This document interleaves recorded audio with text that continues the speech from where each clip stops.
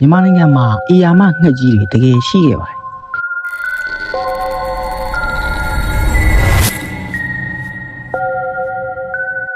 ဒီငှက်တွေရဲ့အရွယ်အစားကစစ်လေယာဉ်တွေထက်တောင်ကြီးပါသေးတယ်ကြောက်ရွှေရုပ်ချင်းတွေအရာဒီရှေးငှက်ကြီးတွေရဲ့အကောင်ပံဆက်လျက်ဟာပေ90ကျော်ထိရှိပါတယ်ဘိုးရင်းလေယာဉ်737လေယာဉ်တစ်စီးထက်တောင်ပိုကျယ်ပါတယ်ပိုလာဂွန်နစ်လို့ခေါ်တဲ့ဒီကြောက်စရာငှက်ကြီးတွေဟာရှေးဦးသမုဒ္ဒရာကြီးတွေပေါ်လှဲ့လေပြန်တန်းကလွှမ်းတဲ့သူတွေနှုတ်သီးချွန်ကြီးတွေနဲ့တားကောင်ရှာခဲ့ကြပါတယ်တို့မြန်မာနိုင်ငံကိုလည်းတစ်ချိန်တစ်ခါကကြီးစိုးခဲ့ပူပါတယ်ဒီသမိုင်းကြောင်းကိုသိချင်ရင်ကျွန်တော်အရင်ဗီဒီယိုမှာအနည်းငယ်တင်ဆက်ပေးပူပါတယ်တိတိကျကျသိချင်ရင်တော့မန်းရွှေစက်တော်မှာတည်ထားတဲ့ငှက်ကြီးတွေငှက်ကြီးရုပ်ထုတွေငှက်ပြစ်တောင်တွေ